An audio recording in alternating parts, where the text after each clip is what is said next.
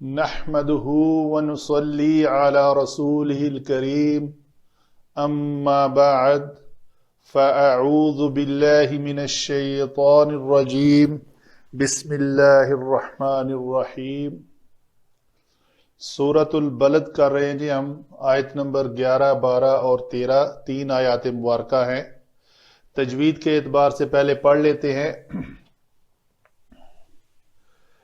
فَلَقْتَحَمَ الْعَقَبَةَ، عین کا مخرج وسط حلق اور قاف حروف قلقلہ میں سے ہے، اس کو پر کریں گے۔ یہ لفظ ہے فلا، یہ تھا اقتحما۔ اقتحما کا یہ حمزہ کے نیچے جو کسرہ تھی وہ حمزہ وصلی ہے، تو وصل کلام میں وہ حرکت حذف ہو جاتی ہے، تو ہمارے پاس دو ساکن اکٹھے آ گئے۔ ایک یہ مدہ ہے، الف ساکن ہے یہ، اور یہ قاف کے اوپر زبر ہے۔ تو قانون ہے عربی کا کہ جب دو ساکن اکٹھے آئیں تو پہلے کو کسرہ دی جاتی ہے، سوائے 4 لوکیشن کے۔ ان 4 میں سے ایک یہ ہے کہ اگر پہلا حرف مدہ ہو تو اس کو مدہ نہیں کیا جاتا، تو اس کو ہم نے فلاق نہیں کیا، اس کو ہم نے پڑھا فَلَقْتَحَمَ الْعَقَبَةَ وَمَا أَدْرَاكَ مَا الْعَقَبَةُ فَكُّ رَقَبَةٍ۔ را کو پر کریں گے، را کے اوپر زبر ہو تو اس کو پر پڑھتے ہیں۔ قاف بھی پر حروف میں سے ہے، آگے با پتلا ہے، تا مربوطہ ہے، جب اس کے اوپر وقف کریں گے تو اس کو ہائے ساکنہ بنا کر پڑھیں گے۔ یہ پڑھیں گے ہم فَكُّ رَقَبَةٍ، بہ یعنی با کے بعد ایک ہا کی ادائیگی جو اقصی حلق سے آئے گی وہ ہونی چاہیے۔ اگر یہاں پہ بھی ہم نے وقف کیا تو کیا پڑھا اس کو فَلَقْتَحَمَ الْعَقَبَةَ، عَقَبَةَ، با پتلے میں سے ہے، قاف جو ہے وہ پر حروف ہے، اس کو پر کرنا ہے، وہ جو لوتھڑا ہے اس کو کوے کو لگنا چاہیے تالو کے ساتھ، تو یہ قاف ادا ہوتا ہے۔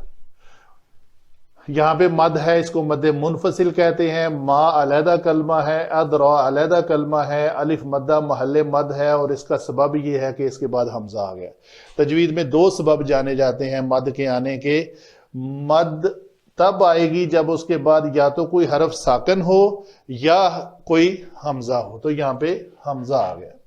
تو یہ ہیں جی تجوید کے، یہاں پہ یہ قاعدہ پھر آئے گا، جیسے فَلَقْتَحَمَ کیا، اسی طرح یہاں پہ کیا کریں گے مل عقبہ۔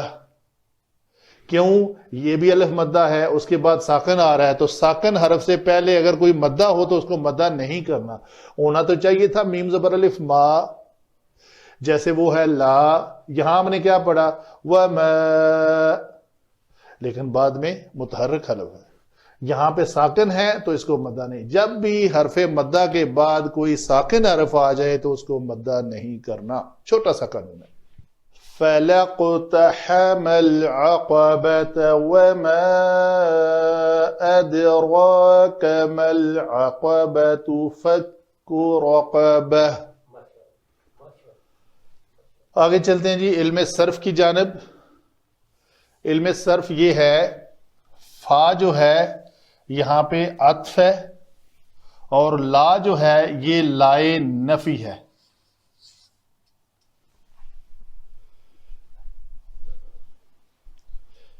لائے نفی کے بعد جو اگلا کلمہ ہے ہمارا وہ ہے اقتحما۔ تو اقتحما لفظ جو ہے وہ اس کا روٹ ورڈ کیا ہے جی؟ قاف، ہا اور میم۔ اس کو ہم لیتے ہیں، یہاں پہ لکھیں گے یہ فا جو ہے حرف عطف ہے، اس کا روٹ ورڈ ہے قاف، ہا اور میم۔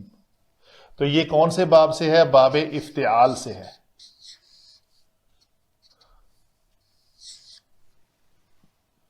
تو افتعال کے وزن پہ، باب افتعال کے فعل ماضی کا وزن ہے افتعال،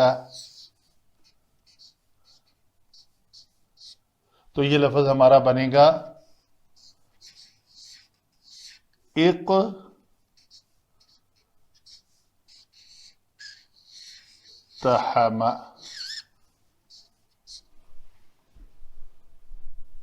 ٹھیک ہے جی. العقبہ اس کا روٹ ورڈ کیا ہے جی؟ یہ پہلی تو بات ہے اسم ہے عین قاف اور با. الف لام کی وجہ سے ہم اس کو پہچان رہے ہیں کہ یہ اس کے ساتھ عقبہ کے ساتھ الف لام آیا ہے اس کو معرفہ بنانے کے لیے. ٹھیک ہے جی. اس کے بعد ہے لفظ ہمارا واو. یہ واو بر ہے عطف. ما اس میں استفہام ہے. اس واو کو ہم عطف جانیں گے. اس ما کو ہم کہیں گے یہ ہے اس میں استفہام. اسی طرح یہ ما بھی اس میں استفہام. ادرا یہ لفظ اس کا کو ہم ضمیر کہیں گے. کون سی ضمیر جی؟ منصوب. اس لیے منصوب ہے کہ یہ فعل کے بعد آ رہی ہے. یہاں پہ یہ لفظ کیا ہے؟ اس کا روٹ ورڈ ہے دال را اور یا. درایا. تو یہ باب افعال سے ہے. باب افعال کا فعل ماضی کا وزن ہے افعالہ.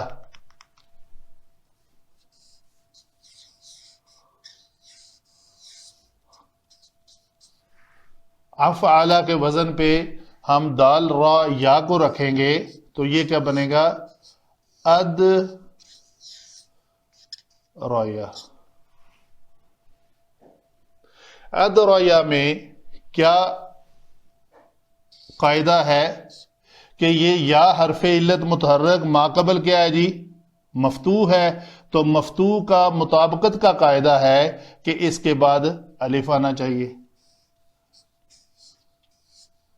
تو یہ لفظ چونکہ یا ہے تو اس کو لکھنے میں ہم سیدھا الف نہیں لکھیں گے، اس کو الف مکسورہ کی شکل میں لکھیں گے.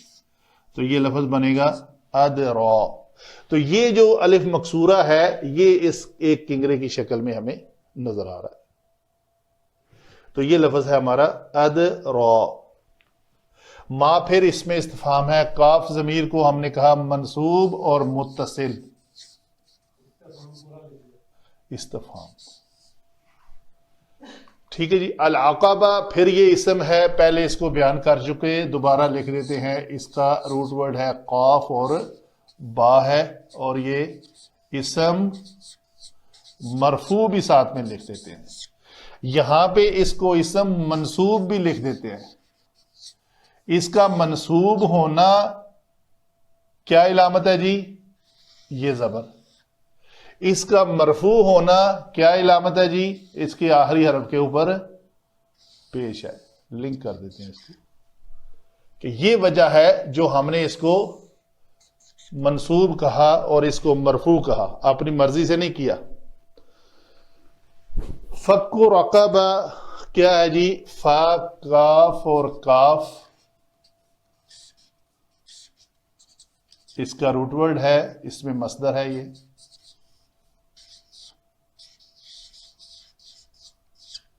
رقبہ را قاف اور با یہ بھی اسم ہے یہاں پہ.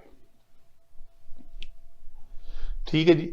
یہ ہوئی ہماری علم صرف کے مطابق باتیں، اور یہ اس میں جامد ہے رقبہ. اس میں جامد کا یہ ہے اس سے آگے افعال نہیں بنتے. وہ اسم جو اس کی ریزن ہے یہ رقبہ یرقبو یا راقبہ یرقبو نہیں ہوتا، اس لیے اس کو اس میں جامد کہتے ہیں جی. یعنی آگے افعال سرزد نہیں ہوتے، افعال نہیں بنتے اس کے، نہ ماضی اور نہ مضارع. اور یہ واحد مونس کا صیغہ ہے. واحد مونس ہمیں تا مربوطہ کے ذریعے پتہ چل رہا ہے کہ یہ واحد مونس ہے ڈکشنری میں بھی. واحد مؤنث، یہ اصل میں کلمہ جو عربی گرامر کے روح سے یہ ہے مؤنث. ہم اس کو چونکہ اردو میں مونس پڑا ہوا ہے تو ہماری زبان پہ زبان زد عام ہے تو ہم اس کو واحد مونس، واحد تثنیہ مونس کہہ دیتے ہیں. اصل میں اس کی پروننسیشن مؤنث. جی تو یہ ہوئی جی ہماری باتیں علم صرف کے مطابق. جی ابھی آتے ہیں علم نحو کی جانب. انہی آیات کا ہم نحو پوائنٹ آف ویو سے دیکھتے ہیں کہ یہ مل کر جملے کی شکل کیسے اختیار کرتے ہیں. فعل، فاعل اور مفعول آپس میں ان کا کیا تعلق ہے. فا کو ہم نے کہا عطف ہے، پیچھے کوئی بات چل رہی ہے اس کے فا اس کو عطف کہا. لا کو ہم نے کہا جی لائے نفی ہے. لائے نفی فعل ماضی کے اوپر آ کر تکرار پیدا کرتا ہے کہ کسی پچھلے جملے کی جو نفی ہو رہی ہے وہ اس میں بھی نفی ہے. تو یہ فعل ہے، اس کو ہم نے فعل ماضی کہا. تو جب یہ فعل ہے تو ہر فعل کے اندر ہم کہتے ہیں جی ایک ضمیر ہوتی ہے، تو وہ یا تو چھپی ہوتی ہے یا وہ بارز. تو اس فعل کے اندر ایک ہوا ضمیر ہے جو چھپی ہوئی ہے اور وہ ہمیشہ مرفوع ہوتی ہے. العقبہ اسم ہے اور یہ اسم منصوب ہے. منصوب اسم، اسی جملے کو اگر ہم یہاں پہ کلیئر کریں تو کیا ہے، ہمیں ایک ضمیر ملی مرفوع، ایک اسم ملا منصوب اور ایک فعل ملا جس فعل کے اندر ایک ضمیر تھی. تو ہمارے پاس ایک اسم، ایک فعل جس کے اندر مستتر ضمیر ہوا تھی، وہ دونوں بھی مل گئے. اور ان سب سے پہلے ایک لا حرف نفی ملا جس نے اس ساری بات کی نفی کر دی. تو ہم دیکھتے ہیں کس فاعل نے کیا فعل کیا کس مفعول کے اوپر. ٹھیک ہے جی. تو یہ ہے اور نہیں وہ، یہ جو مرفوع ہے یہ فاعل ہے. ٹھیک ہے جی. اس نے فعل کیا کیا، اقتحم کا، دشوار گزار رستے سے گزرنے کا نام ہے اقتحم. تو اس میں مبالغہ بھی ہے چونکہ یہ باب افتعال سے یوز ہوا ہے. تو عقبہ کہتے ہیں دشوار گزار گھاٹی کو. گھاٹی اردو میں ہمارا لفظ ہے کہ دو اونچے پہاڑوں کے درمیانی جگہ کو ہم گھاٹی کہتے ہیں. تو ایسی جگہ جہاں پر پہنچنے کے لیے جو رستہ ہے وہ دشوار گزار ہو. یہ ہے اس کے ڈکشنری کے مطابق میننگ اقتحام کی. ٹھیک ہے جی. تو وہ دشوار گزار گھاٹی سے نہیں گزرا. کون نہیں گزرا؟ وہ جو پیچھے ہوا اس انسان کی طرف ہے جو کہتا ہے یقول اہلکت مالا لبدا، میں نے بے شمار مال جو ہے وہ ہلاک کر دیا. وہ انفقت نہیں کہتا، اہلکت کہتا ہے.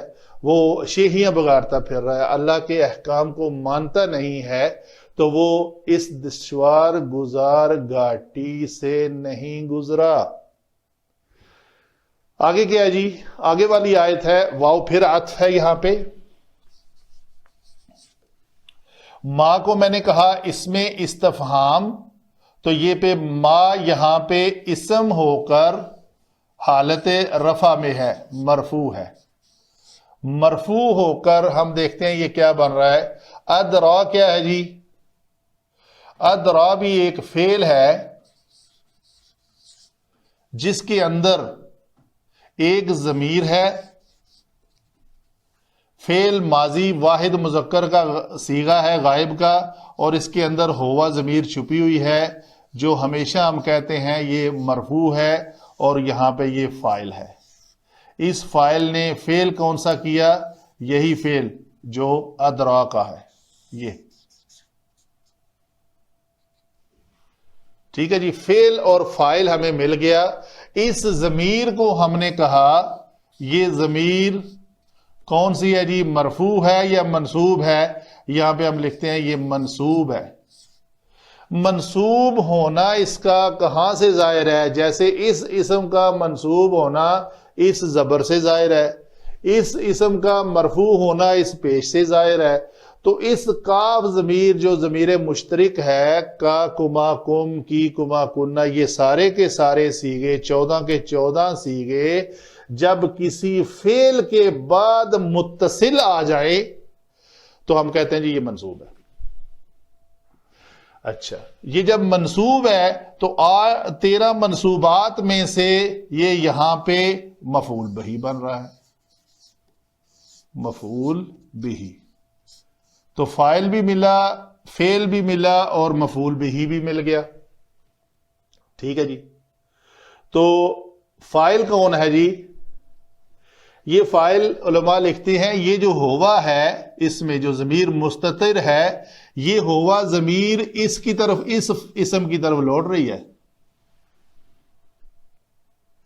تو ابھی ہمارا یہ واو تو ہوا عطف، تو یہ جملہ چونکہ فعل سے شروع ہوا تھا ہم نے کہا یہ جملہ فعلیہ ہے.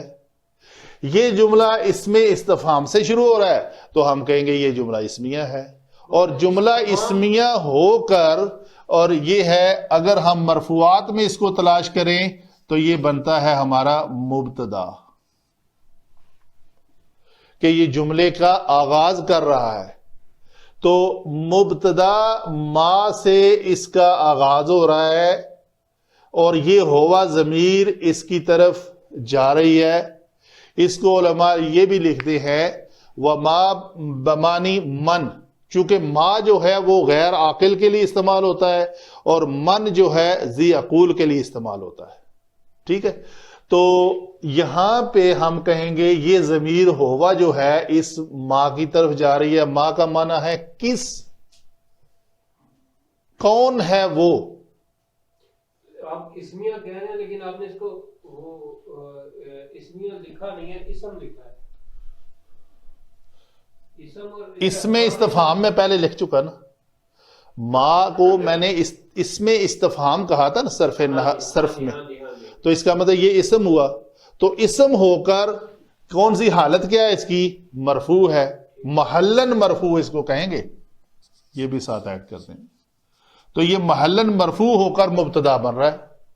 تو ہر مبتدا کی ایک خبر آتی ہے. تو اس کی خبر کیا ہے؟ یہ اس کی خبر ہے.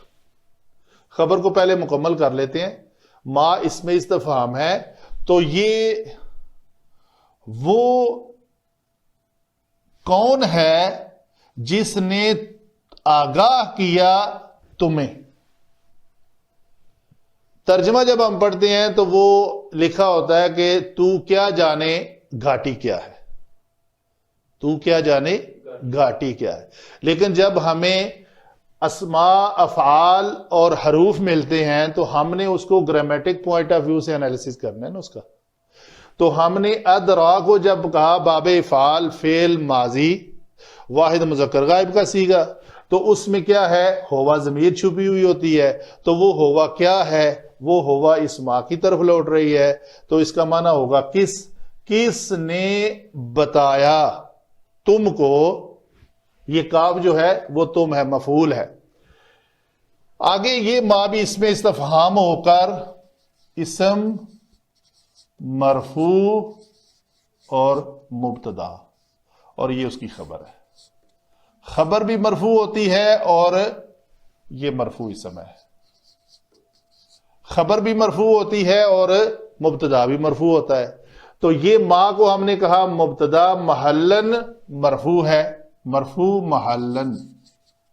اور یہ مرفوع بسبب ضمہ ظاہرہ علی آخرہ، اس کے آخر کے اوپر جو پیش ہے یہ بتا رہی ہے کہ مرفوع ہے. تو کیا ہے گھاٹی. ٹھیک ہے جی. تو یہ جو پورا جملہ ہے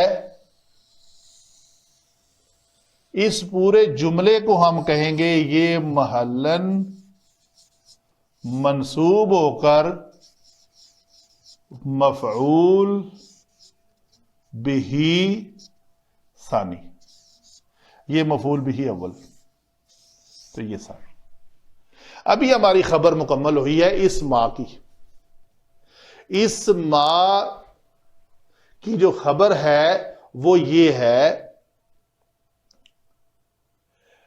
کس ذات نے تمہیں بتایا کہ گھاٹی کیا ہے؟ تو یہ جملہ ہمارا مکمل ہو کر ہم کہیں گے یہ فعل، فاعل، مفعول بہ اول تینوں چاروں مل کر ایک جملہ بن رہے ہیں، جملہ فعلیہ جو محلاً مرفوع ہے، اور یہ خبر ہے کس کی؟ اس ما کی جو ہمارا مبتدا بن رہا ہے۔ تو یہ مبتدا، یہ ما جو ہے مبتدا ہے، جمع یہ اس کی خبر ما۔ تو یہ پورے کا پورا کیا بنا جی؟ جملہ اسمیہ۔ آگے چلتے ہیں جی، فک رقبہ۔ یہاں پہ فک اسم جو ہے یہ مرفوع ہے، اس کے بعد والا اسم جو ہے یہ بھی اسم ہے، تو دو اسم کا یہ مرکب ہے، تو یہ اسم جو ہے یہ ہے مجرور۔ تو مجرورات تو ہمارے پاس دو ہی ہیں، ایک حرف جارہ کے بعد آنے والا اسم مجرور ہوتا ہے، اور ایک اسم کے ساتھ دوسرا اسم جب آئے اضافت کے تو وہ مضاف الیہ ہو کر مجرور ہوتا ہے۔ تو یہ اسم جو ہے یہ مضاف الیہ ہی ہے، اور اس سے پہلے کیا ہے؟ یہ مضاف ہے، یہ مرفوع اسم۔ تو یہ مضاف مرفوع کیوں ہے جی؟ مضاف ہمیشہ اپنے ماقبل کے تابع ہوتا ہے، تو علماء لکھتے ہیں اس جگہ پہ ایک ہوا ضمیر مرفوع منفصل جو ہے وہ مبتدا ہے۔